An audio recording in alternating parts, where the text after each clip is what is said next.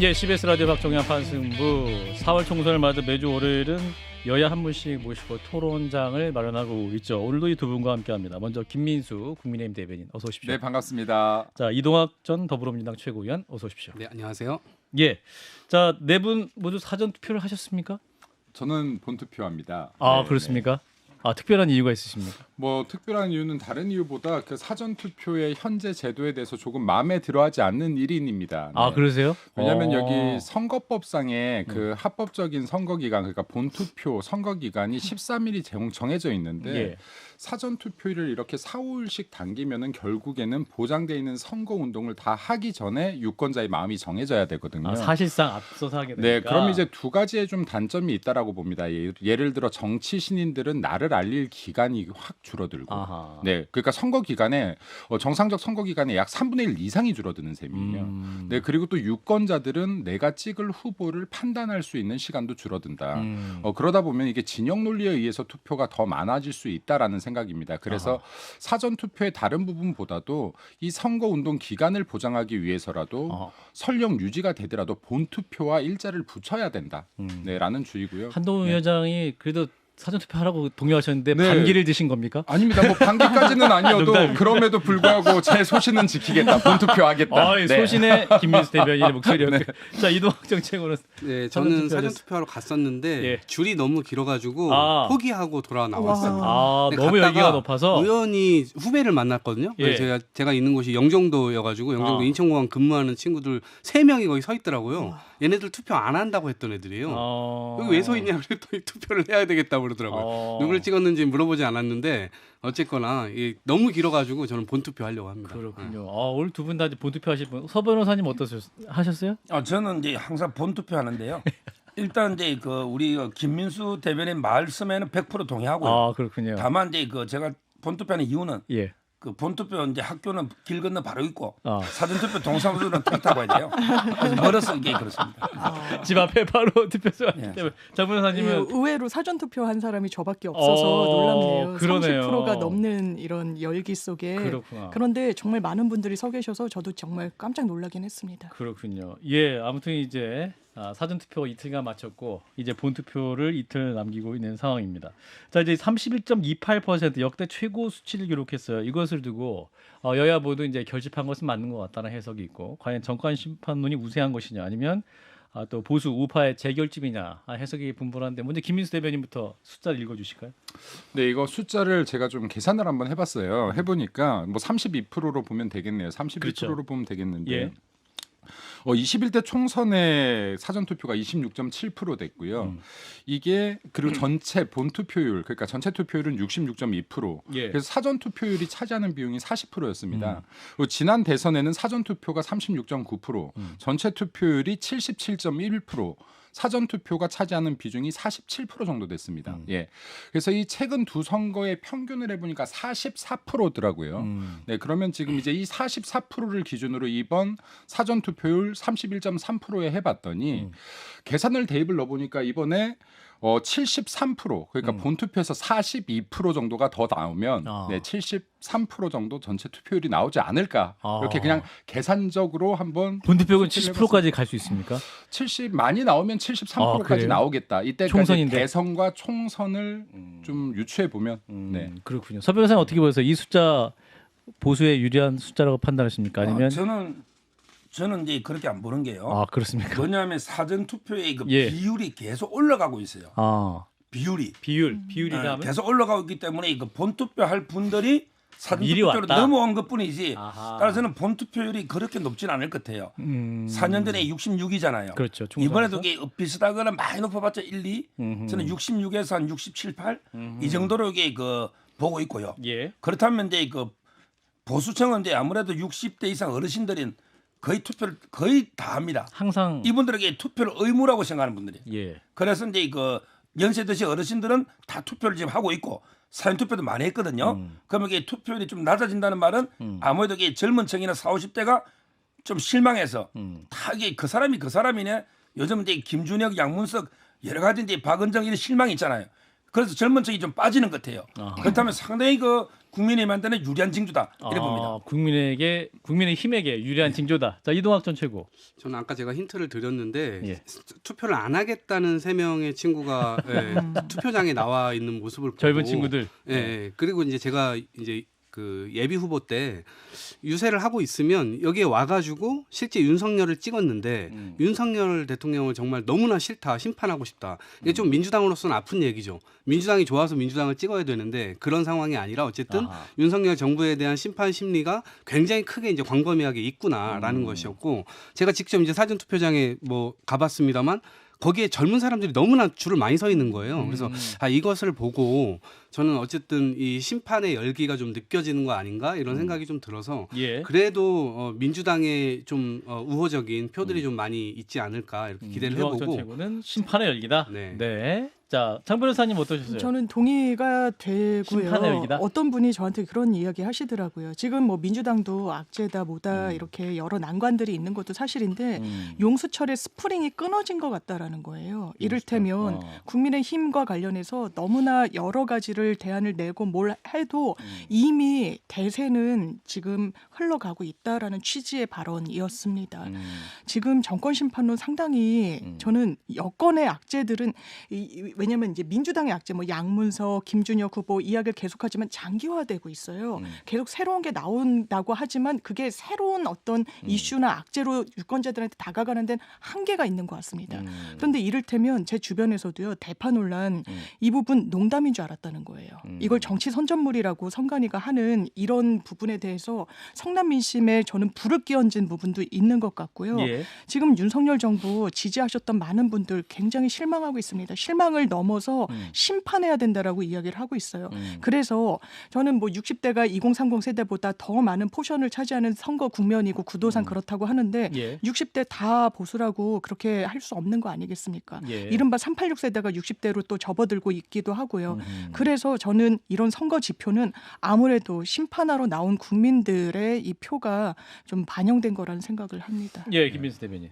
저는 이게 두 분이 다 확증 편향이라고 생각을 해요. 이동학 전 네. 최고랑 장윤 변호사. 받아들이고 싶으면 정보만 받아들였다. 왜냐하면 저도 그랬던 것 같아요. 지난 대선에. 지난 대선에 민주당에서 국민의힘으로 탈당해서 들어오신 분들도 저희 지역에 꽤 있습니다. 예. 이때 저희는 윤석열 대통령이 정말로 압승을 거둘 거라고 판단을 했어요. 그런데 실제로 뚜껑을 열었더니 1%도 차이 나지 않는 0.7% 정도의 차이가 났더라고요.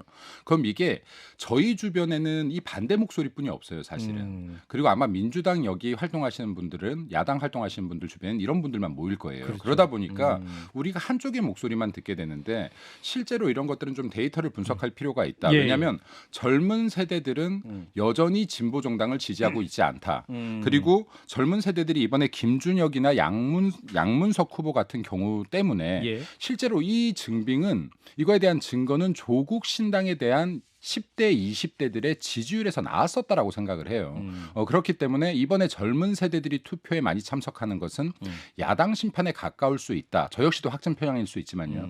그럴 수 있다라고 생각이 되고 그래서 이런 부분들을 좀 분석할 때 내 진영의 목소리뿐만이 아니라 진짜로 저쪽 진영의 목소리도 한번 들어볼 필요가 양당 다 있겠다라는 생각을 합니다. 이동학 최고 주위에 국민의힘 지지자가 없으십니까? 저는 골고루 그쪽으로 많이 들으세요. 오히려 귀를 열고 그쪽으로 많이 물어봐요. 그리고 전혀 정치에 관심 없는 사촌 동생들한테도 물어보고.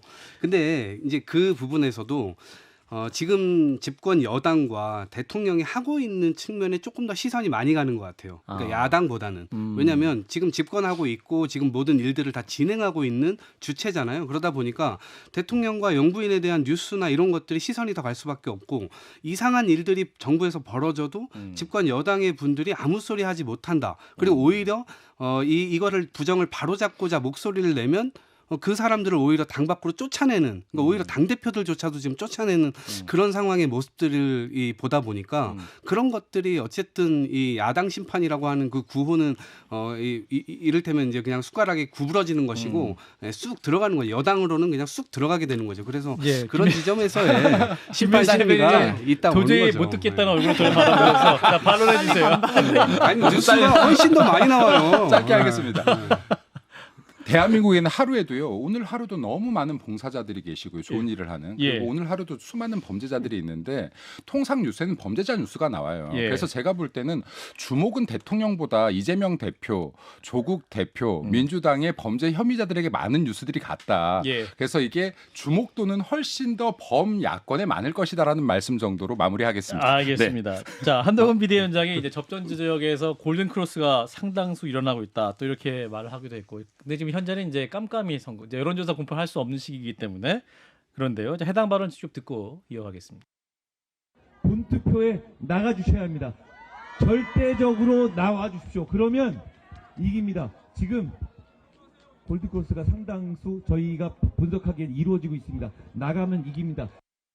예, 나가면 이긴다 투표를 독려하고 있고 지지층을 결집하는 한동훈 비대위원장의 모습인데, 자 지금 이제 국민의힘에서는 최종 의석수를 최저 110석 플러스 알파, 민주당은 120에서 150석 플러스 알파, 이렇게 굉장히 레인지가 넓네요 범위가. 자, 네 분 어떻게 판단하시는지 우리 서정호 변호사부터. 저는 제가 출연하는 방송마다 네, 과반. 140에서 150으로 일당을 한다. 아, 140에 150석 사이. 일당 일당을 한다. 예, 이렇게 내기를 많이 했어요 방송에서. 그 근거는요. 예, 지금 이제 그 투표 여론 조사라는 거는 이제 그 100을 기준으로 연령대별로 하잖아요. 예. 그러다 보니까 이제 젊은 층이나 40, 50대에 많은 가중치를 두더라고요. 근데 실제 투표율은 모든 연령대가 골고루 하진 않잖아요. 그래서는 우리 60대 이상의 어르신들이 아무래도 이게 보수 지지층이 많아요. 예. 이분들의 투표율을 철저히 감안해 봐야 된다. 이런 생각이 들고. 예. 그다음에 두 번째는 방송에 가면 이슈가 있잖아요. 얼마 전까지는 전북의 이종섭, 황상무 막 이런 이슈만 방송을 했거든요. 예. 근데 요즘은 김준혁, 양문석, 박은정 이런 걸 이렇게 매일 다뤄요. 그러면 이게 중도층에 영향을 약간 줍니다. 이슈가. 예. 그렇고요. 마지막으로 이제 그 저는 야당이 제대로 선거 캠페인을 못 해요. 야당이? 윤석열 대통령이 정책이 잘못한 걸 못 잡는 것 같아. 정책은 하나도 공개를 못 하고 뭐 저는 이게 이채 양명주, 이태원 이게 윤석열 정책과 무슨 관계 있어요? 참사죠.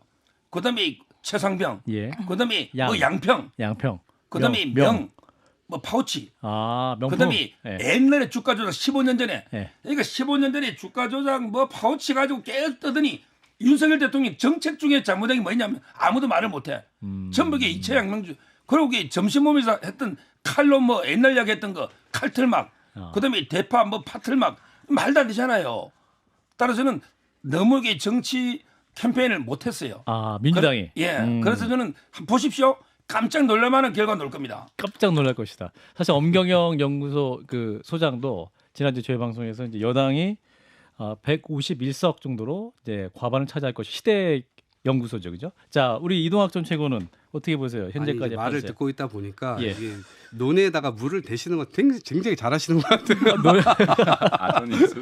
근데 보세요. 이태원 참사의 경우는 어쨌든 여기서 책임자가 나와야 되잖아요. 근데 네. 아직도 책임자가 안 나오고 있고 예. 책임자는 절대 책임져서는 안 된다는 생각을 대통령이 국민들 앞에 밝힌 사건이란 말이에요. 예. 이게 이상하잖아요. 여태까지 무슨 사건이 일어나면 당연히 책임자가 나오고 자기가 책임을 지고 사퇴하거나 정치적인 책임을 졌는데 그런 게 일절 없다. 최상병 건도 마찬가지고 오히려 그 사건 중심부에 있었던 사람들이 지금 경북이나 아니면 뭐 천안이나 이런 데 공천을 돼서 오히려 국회를 방탄국회로 지금 만드는 거 아니냐. 예. 방탄공천하는 거 아니냐. 이러한 데까지 갔단 말이에요. 그리고 양평 땅도 마찬가지고 명품 영부인이 수수한 거. 아까 범죄자 집단 혹은 범죄자들이 뉴스에 더 많이 나온다고 하는데 범죄자로 따지면 지금 김건희 여사도 그 혐의를 받고 있는데 수사 대상조차 지금 되지 않고 있잖아요. 예. 그러니까 이런 부분들에 대해서 국민들이 굉장히 지금 화를 많이 내고 계시는 상황이라고 보고 예. 이러한 측면에서 보면 제가 이제 구체적으로 숫자를 예측하진 않겠습니다만 그래도 다수당은 민주당이 될 것이다. 왜냐하면 일단은 어쨌든 민주당이다. 네, 어쨌든 이 여당이든 아니면 집권당이든 여기에 대해서 이제 견제할 수 있는 최소한의 마지노선은 국민들께서도 생각하시고 계신다라고 하는 점입니다. 자, 김민수 대변인은 저는 지금 이 수치들을 각자 발표한 것이 결국에는 진심 대 선동, 네, 그리고 겸손 대 오만, 네, 그리고 반성 대 위선 이 정도로 딱 정의할 수 있을 것 같아요.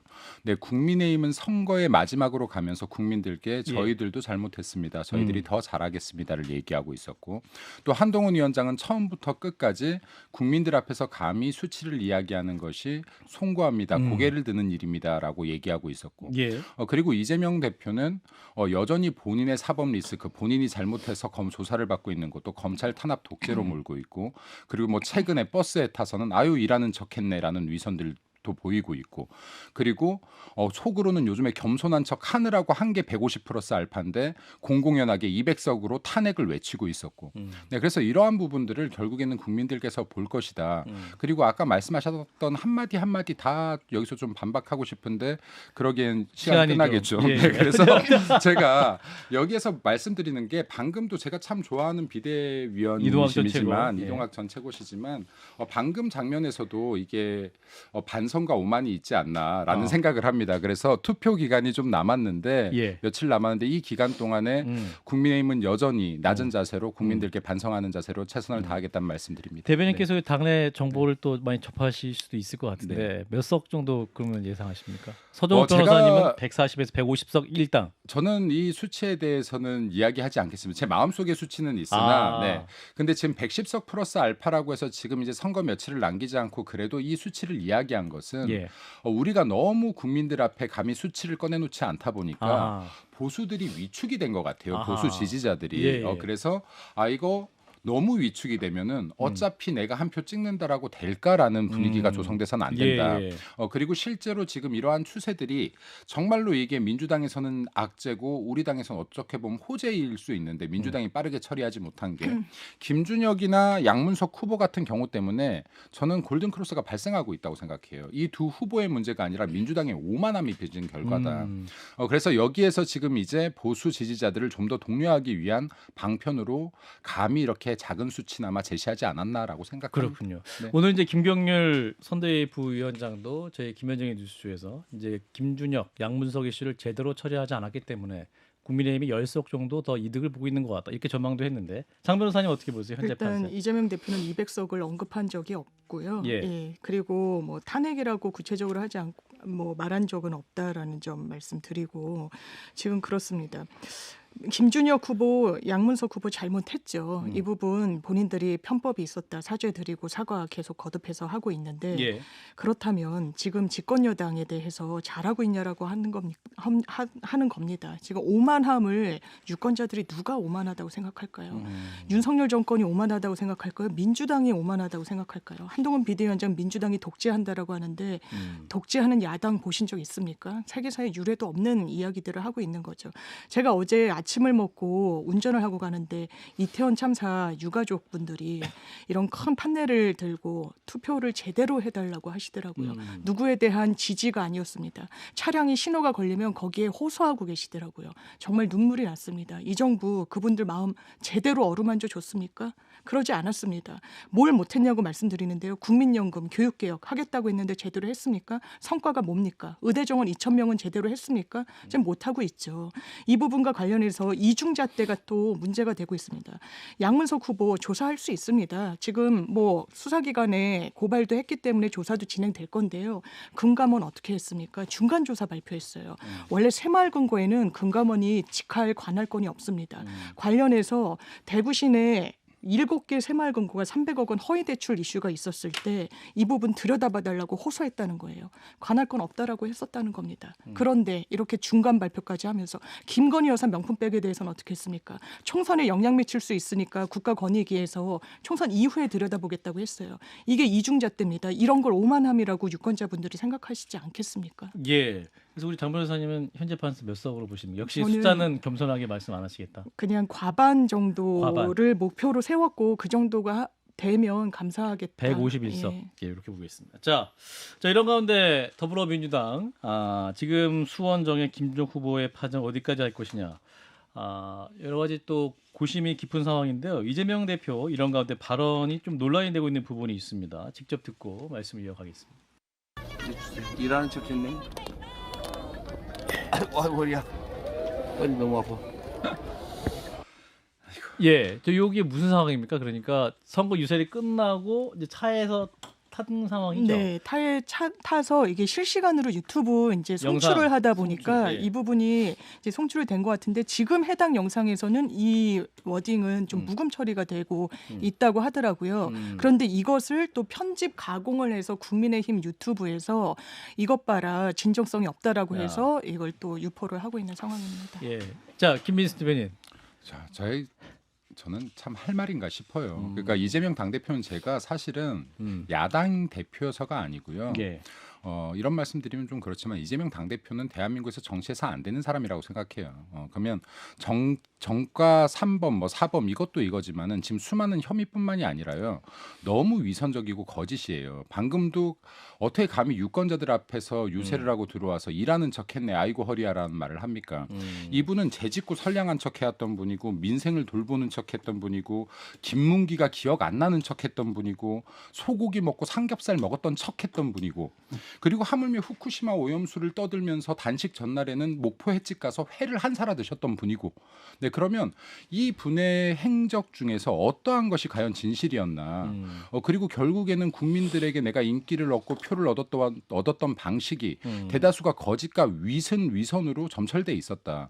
그리고 저는 지금 민주당이 이렇게 어려운 상황들에 계속 처했던 이유 중에 하나는 이재명이라는 자를 당대표로 세웠기 때문이라고 생각합니다. 그리고 이 사람을 당대표로 세우고 이 사람의 뜻에 무조건 추종했기 때문이라고 생각해요. 그래서 지금 이러한 부분들은 국민들께서 만약에 알려만 진다면 뭐 일하는 척했다고 라고 한다 그러면 이거는 선거에 아주 큰 영향을 미칠 수 있는 요소라고 생각합니다. 근데 이제 민주당 지지자 입장에서 이거 그냥 피곤해서 농담으로 한 얘기 너무 이게 진지하게 달라드는 거 아니냐 뭐 이렇게 반론당한 이동학 최고는 이재명 못 죽여서 지금 안 달란 것 같아요. 이재명 없었으면 도대체 어떻게 하시려고 이를테면 지금 민주당도 여당일 때 야 민주당 니네 뭐 잘못했어라고 유권자들이 물으면 국민의힘 좀 보세요. 저들이 얼마나 못났습니까? 그런데 저 사람들에게 표를 주겠습니까? 라고 이 대처를 했단 말이에요. 태도와 자세에서 저희가 오만했고 저희들 뭐 이 선택지가 두 개밖에 없는데 어떻게 할 거야? 니들이 우리한테 표를 줄 수밖에 없지. 이런 오만한 태도가 결국 유권자들을 돌아세워서 지금의 국민의힘 정부를 만든 거예요.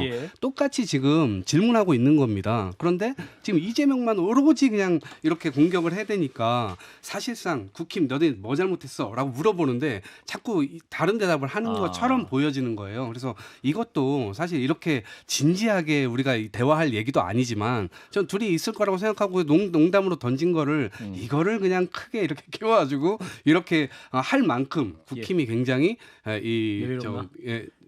급했구나 이런 생각이 여기가 급했다.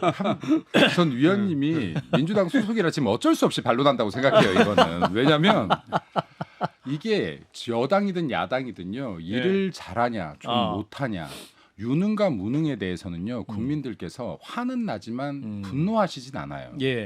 국민들께서 분노하시는 것은 이 사람의 재질이 나쁘냐 위선적이냐 우리를 속였느냐 양심적이지 않냐의 문제예요. 근데 지금 이재명 대표는 유능과 무능을 떠나서 이런 것들은 평가 대상도 되지가 않아요.